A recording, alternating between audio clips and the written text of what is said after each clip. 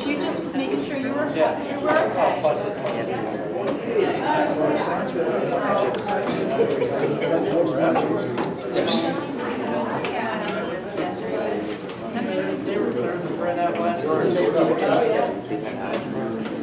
Algebra, biology, English. What other keystones do you take? That's it. Algebra, biology. I know after this year I'll just finish up the case. No, they don't. No, the government will just pass something, they're holding off on that. Power hour now. It just depends on the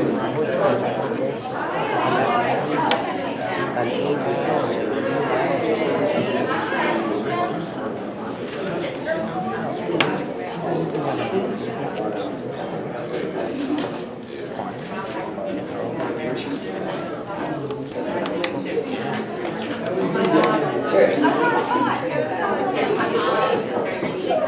Good evening, everybody. How are you?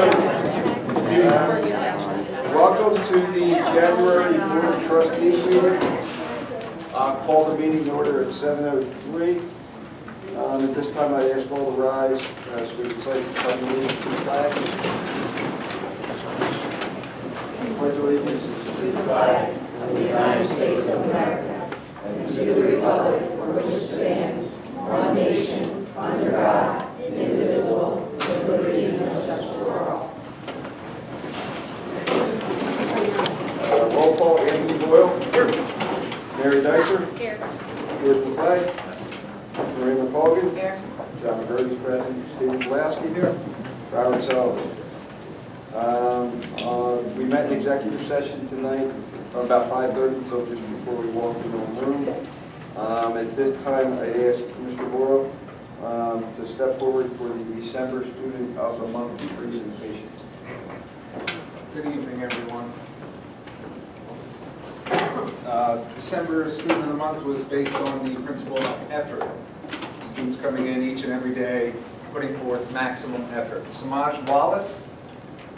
Congratulations. Julia Morris.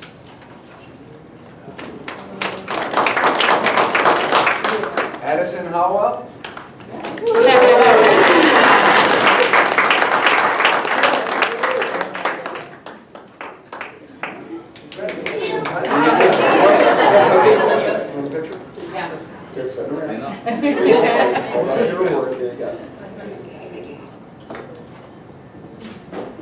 Congratulations. Aiden Garrity. Aiden, congratulations. Kirsten Kennedy.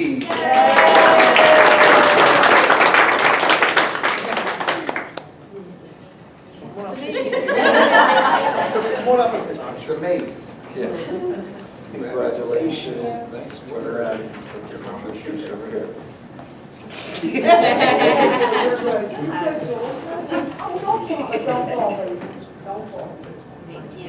Congratulations. Dwayne LaRoche. Congratulations. Sammy Sanchez. Congratulations. Mackenzie Pickard. I don't know if she's here.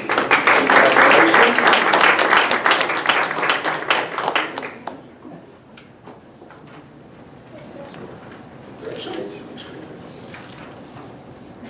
Thank you. Alyssa Herron. Congratulations. And Shamar Reeder. Congratulations. Thank you, everybody. Thank you, Mr. Boyle.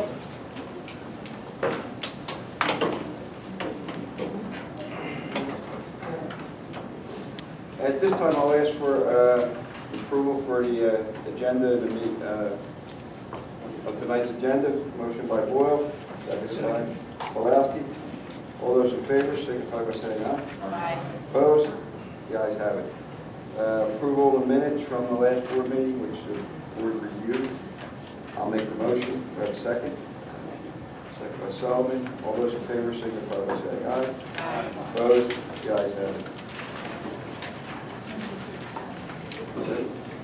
Oh, yeah, we would not be, the individuals that receive the awards and their families, we would not be terribly offended if you choose to depart, because the most exciting part of the evening ended. If you're all yeah, so if You don't have to say it twice. there you go.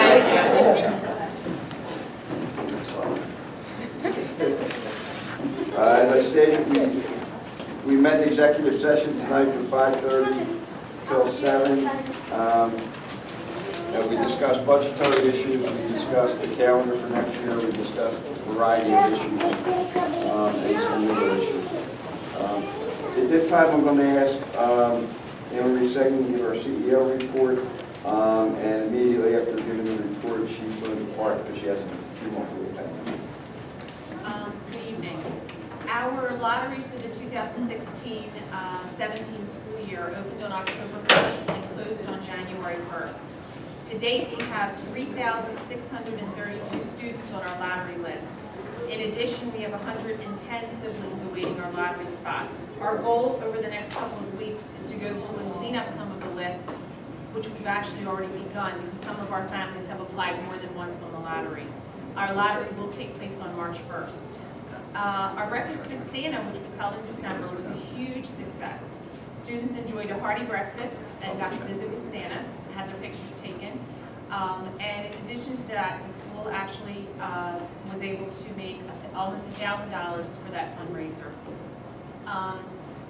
We were very lucky last week to have Channel 6 come out to visit Pax Elementary School, and that was due to our model school status.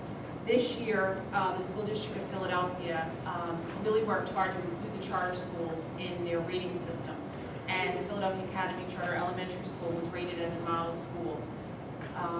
Our third grade class was featured, Julie Harrod's class, and as well as Ms. Schmidt and myself were interviewed for the school. And I really think it was nice to have some positive press for not only Philadelphia Academy, but for charter schools in general. I also wanted to talk a little bit about Amazon Smile. Just a reminder to everyone that that is available to anyone that buys through Amazon. You just need to go in through Amazon Smile, and Philadelphia Academy does receive a percentage of the purchases. In addition to that, I'd like to give really quickly Mrs. Adams' special ed report. Mrs. Adams is suffering with pneumonia and has been very sick. We were very lucky to hear yesterday that another one of our transition students was hired by Aramark. That student already has one part-time job with IHOP, and now a second part-time job with Aramark. So that's a real success to all the hard work for our transition department. In addition to that, we are waiting for another student who is waiting to hear from Marshall's on employment there, and I think that it is really says a lot about the training that those students receive and the perseverance that is leading them to our ultimate goal for all of our transition students, which is employment. So that's fantastic. Thank you. Ms. Simmons for Vice Chair. Good evening. Keystone testing concluded for juniors this week. Juniors tested in biology and literature in the January window of testing. Midterm exams will be held in class for the next week. They actually began today. Students will take a two-part exam in each class, given over a 2-day window. Semester grades will close on February 1st. Report cards will then be distributed, and report card conferences will be held on February 17th from 6 until 7:30. Please mark your calendars. There will be a FAFSA financial aid workshop on February 8th during the day at 1 o'clock and February 17th at 6:30. Please call the school if you have not yet signed up for one of these workshops. And finally, we want to say thank you to all of our parents for their understanding and support when we lost heat at the high school on Tuesday morning. The staff came together to ensure that students returned home safely so that the heat could be restored and classes could resume on Wednesday morning. Thank you. Thank you, and special thank you to the staff for reading that part on that day. And a special thank you to the transportation folks for getting our people home safely. Thank you.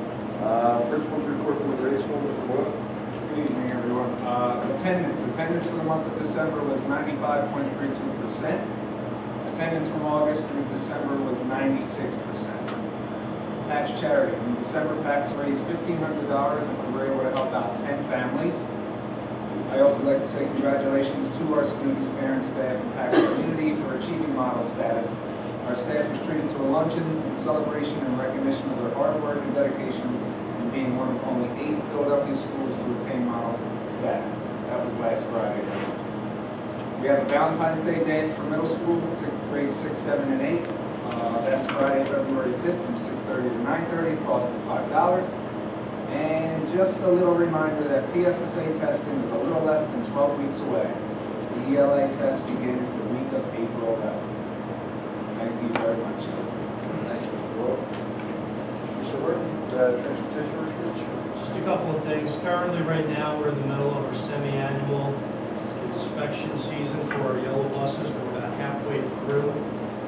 As of now, as we're in that process, we've had some expenses related to that, which is to be expected, but for the most part, the vehicles are coming through the inspection process well. We should be done that probably by the middle of March and have them all set up for inspection at the beginning of summer. This week, we began the process of adjusting some of our routes in order to attain better economic and efficiency outcomes. Now, while these changes always present an adjustment period for everybody involved, we hope to see savings in both salary and fuel usage very shortly.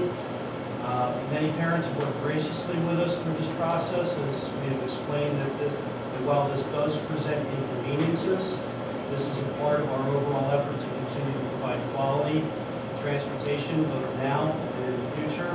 And anybody who's been affected by this, I just want to reassure you, we're still in the process of making adjustments to make that inconvenience to you as light as possible.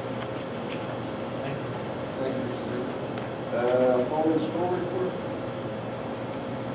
The father-daughter dance is going to be held Saturday,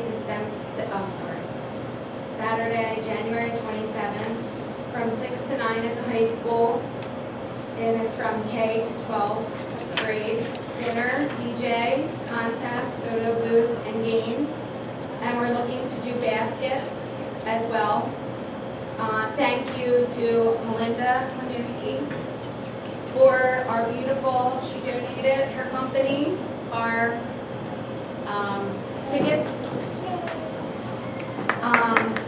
We will also thank you to all the parents who have volunteered to work the dance, set up, clean up, and February 11th, we're having a combined home and school meeting along with the parent activity and a curriculum showcase at the high school. And home and school is paying for the girls' basketball luncheon. They, both JV and varsity ended their seasons. And we just want to say thank you to all the parents who came out, staff, and everyone who supported them. And they'll be having their lunch this Monday, and we will be paying for that for them. That's it.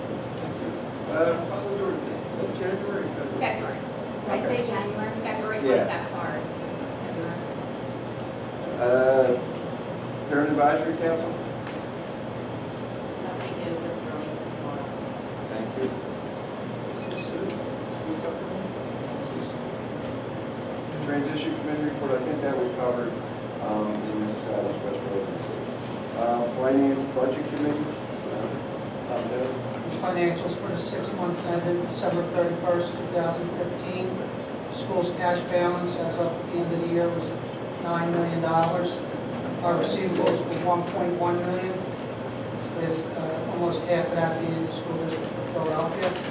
Our payables were $0,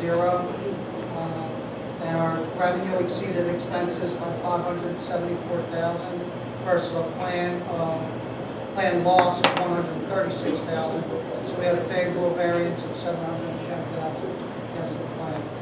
And there were a few factors: personnel costs, contracted services, and site costs that caused the favorable variance. Wow. Thank you. Committee reports or anything from the facility, budget? Okay. I'm sorry, I didn't cover public comment. Thank you very much. Is there anything under public comment before we get into our limited resolutions tonight. Is that where you can voice your opinion? Yes, Because I'm new ma'am. to that. So my name's Susan Vasquez. My daughter is Destiny, who's in 8th grade, and Avery, who is in 4th grade. For the past 8 years, they have been on bus 1.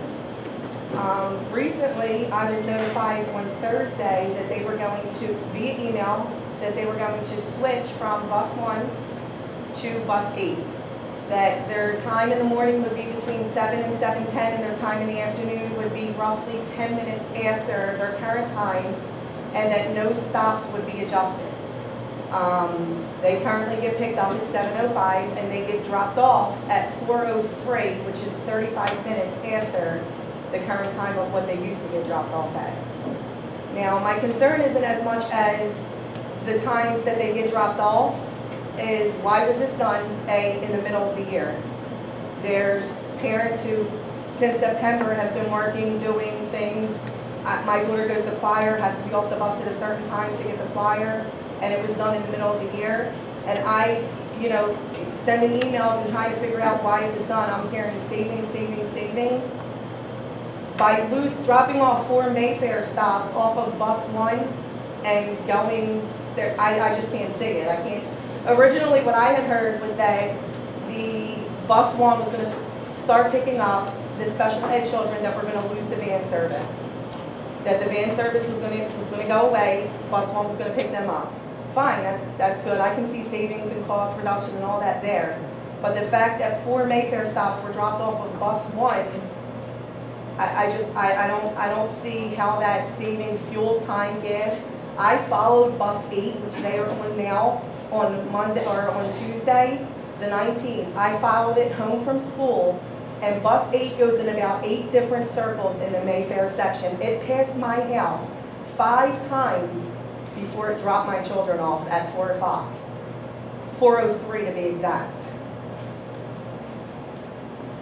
I guess I'll go with Mr. Horton in a minute. I'm sorry, can I just add one more thing Sure. in there? Bus 8 is also extremely packed.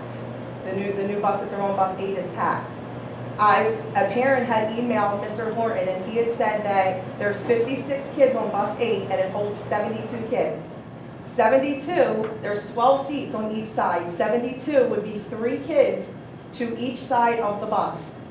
My daughter, who is in 8th grade, is built like a woman. There is no way that she's sitting. My 4th grader's built like a woman. There's no way, for safety reasons or anything, you can't even pull out a pencil on the school bus, let alone put 3 kids on a bus. It's absolutely insane. I'll go to Mr. Horton in a minute. The nexus of this was when we were in the financial crisis last year.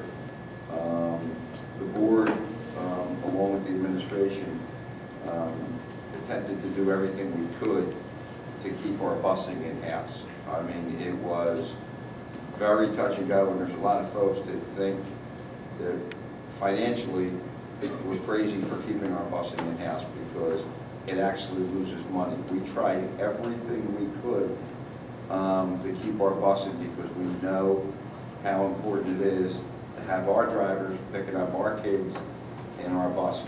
We knew it was going to be painful. We also spoke to some other charter schools that had went back to Philadelphia school district busing, and we heard horror stories. And we didn't want to subject our kids to that. But We've been making adjustments throughout the year. I don't know why it was done now. I'll go to Tom now. I don't know if you can comment on that. Sure, I can. I think, and I do, and I know it's upsetting, and we worry about our kids, we all worry about our kids, but I think the inconveniences we're having right now are very minor compared to what would happen if we did not have our people transporting our kids on our buses. Well, I mean, I completely understand that if it was done on August 31st, when and parents were notified in the beginning of, the middle or the beginning of August, so you could plan your year based on that. But you're telling me on a Thursday that Tuesday, times and everything are going to change. Now you have to adjust work schedules after school. Who's going to pay? I'm not a choir on time. Who's going to pay my choir bill that I already paid for the year? And I'm still going, I do not, I want, and I did request, I would like to see a report on what this for the year, for the next 5 or 4 months, is that bus 1 is gonna, you're gonna see a reduction from taking all 4 stops. I personally think that it was done, it was something that was gonna be done because of the van service fell, you know, for the special education fell through. They continue to do it, and I think it's more to satisfy children who get home later and bus drivers who get home later. That's what I from my knowledge, bus 1, Miss Kim gets home at 6 o'clock, has made it very well known that she gets home at 6 o'clock and don't like it. I don't like getting home late either, but I mean, we all have a job, we gotta do, so. Can I, if I could, I'd like to just try to clarify a couple of things. One, we don't take any of your inconveniences lightly. I know sitting where you are on your end, experiencing them, you might find that a little hard to believe, but we really don't. And we've tried to avoid them in every way that we possibly could. But in a lot of ways, we really can't, and we shouldn't for a few reasons. But to clarify something else, this was never about any special needs kids. One of the first plans that we had come up with was going to affect a route that had a number of special needs children on that particular van, and it was going to affect that. And then we decided to back off of that. But that was not because we wanted to just do something with the special needs children.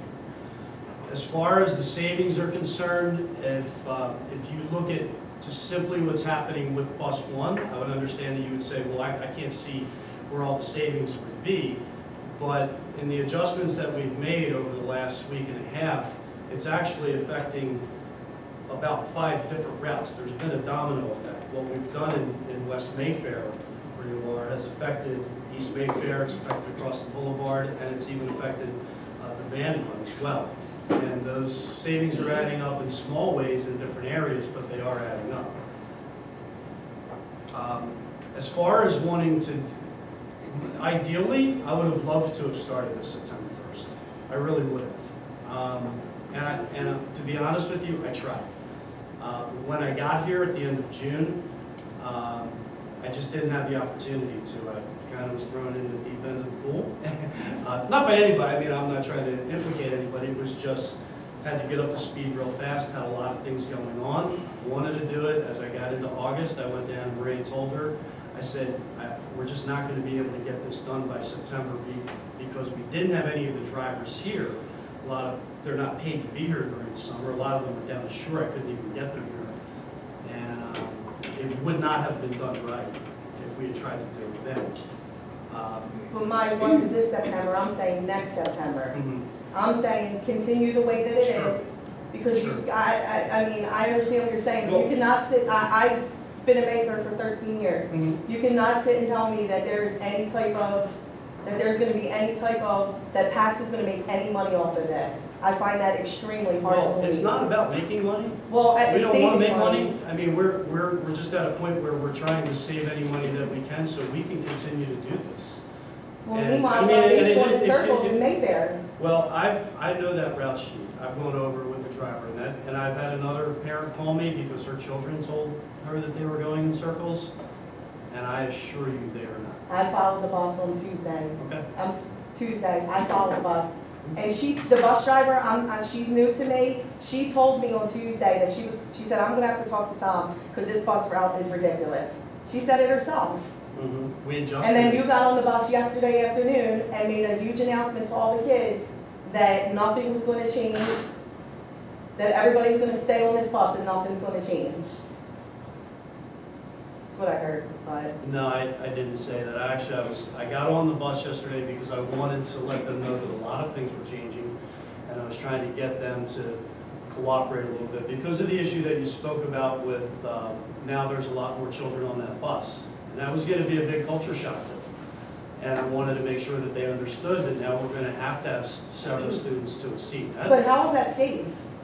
It's legal, and what we do in situations where we have 3 children who are of a size who can't fit in a seat, we move them out of that seat and we'll put them in with smaller children until we start getting people off the bus. This is happening on 4 or 5 other routes. And the other So- issue is, I believe, maybe you can speak to this, I'll try. is the school district, we're the school district, but the school district procedure on this, or their policy on this, is they fit 3 kids to a seat, Yes. totaling up 72. I don't think we're at that number. No, we're not. Yeah, No. I don't think we want to be at that number. The No, other we're not. issue is, one of the things the board's wrestling with, and we'll take the hit on this one, it's been recommended to us numerous times, and we're resisting doing so. We are not required to provide busing for kids in grades 5 to 8. It's been recommended to us highly by a lot of different people that maybe you should stop that. We're hesitant to do so because we know how important the bus is. We know where our schools are located. Our school's located right off the boulevard. Our other school's located at a pretty big intersection. It's not a good idea for our kids, 5th grade to 8th grade, to be traversing that school. So we're trying to do everything we can. We apologize for any inconvenience out there. And I guess what I would ask you at this point is to just be a little patient with us as we work through this with Mr. Horton and Anne Marie to try to get this worked out. Where our main goal, and there's going to be some growing pains here, and it's not going to be easy. Our main goal is to keep PAX kids on the PAX buses with PAX bus drivers in the front. And that's our goal. And I'm trying not to make a political speech, but we've really, really tried hard as a board to do that. In fact, a couple of board members have followed bus routes. We've changed our gasoline provider. We've done a lot of different things, and we're saving a nickel here, we're saving a dime there, but we're saving enough money where we can justify keeping the service that we need to keep, I guess is what I'm saying. And there's no way that this could have been thought through to be done in September of next year. I don't know that it happened on the The point is Thursday. that we're trying to save every dime now. And that's the point. We're saving money, we're keeping transportation. So do we wait another 5 months, 6 months and waste more money? No. That's why we, put in and we save money. We save transportation. How much do we need to year on transportation? I think actually our net loss on transportation every year is $500,000 to $600,000, I think. And it was last Last year year, was 1.5 million. 1.5 million last year, so That we lost. we've cut. But hasn't this been going on for like 12, 13 years, this bus transportation issue? Yes, we lost. I mean, Lost. so another, I hate to say it, but another 5 months. I was gonna say that if it's that much of an inconvenience, if you can follow the bus, like, make is there any way that you can make Oh, other I've been bringing them and I've been picking them up. Okay. That's not a problem. I don't, that's not my concern. If I could just ask you to address the board, and I'm going to go to you in the back, because you might have some knowledge of this. I do have a lot of knowledge about this. When I was given Route 1 in the summertime, I wanted to change this route. This route was not in any way, shape, or form being done correctly. And I didn't have anything to do with that. If you get picked up at 7:30 in the morning, technically the way it works, you're last off. You're last on, you're last off. This route is not run that way. It's parents were driving their kids to later stops so they didn't have to get them up earlier, and then we're driving and picking kids up at earlier stops because they didn't want to stay on the bus till 5:30. I addressed this as soon as I drove this route for 5 days in August when we came back and tried to fix it, and I was told that I could not fix it then. I wanted to fix this route. And not only that, but my grandson is on bus 1, and he now is getting picked up a half an hour earlier and is getting off the bus a half an hour later.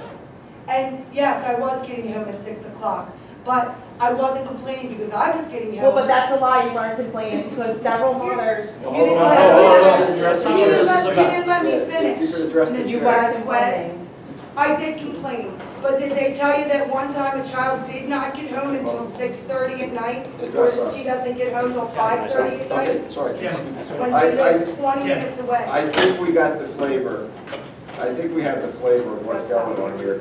And we'll meet with the administration and we'll deal with it as a board.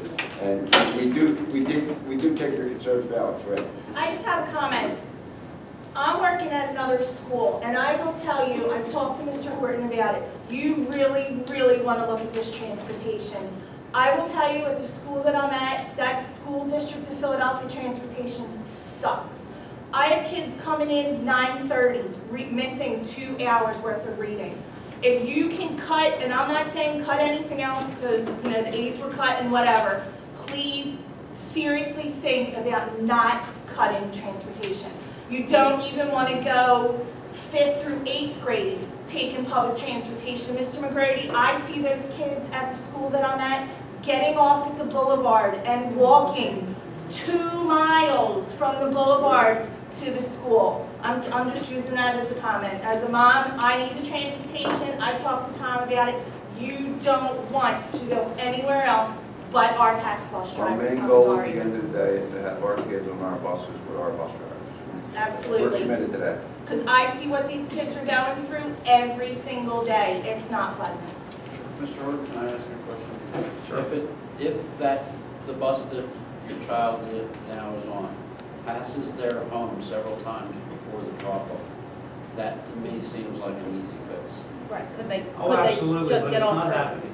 I know this, Well, I know well, this, Ron, and I've No, gone no, no. over it with the driver. I'll check because we have a parent that says it is happening. I'll So- absolutely look into it. Right, in Absolutely. situations like that, could that child get off the bus, maybe Oh. not right in front of their house, but certainly, earlier, a certainly. block away from their house, particularly, absolutely. I don't know your situation, Absolutely. but. I will absolutely look into it, but I've gone over this with the driver for the last 3 days. And Because 4th and 8th grade, I would think that together, they can, if they had to walk a block to get off 15 minutes earlier. Sure. That, I mean, I don't know if that's an option. Oh, yeah, Particularly, absolutely. but we know for other parent, for each individual parent, we'd be looking at something. Oh, yeah, definitely look into it. We will address it. Thank you. I'd like to add that I moved in November and my kids cannot take a bus, so be happy that your kids are on a bus. I can bring them, it's not, I mean, I can But that's drop the them off and thing. bring I them mean, home. I'm I'm not arguing that point, I'm arguing the point that, I think we got the flavor. Thank you. Anything else under public comment?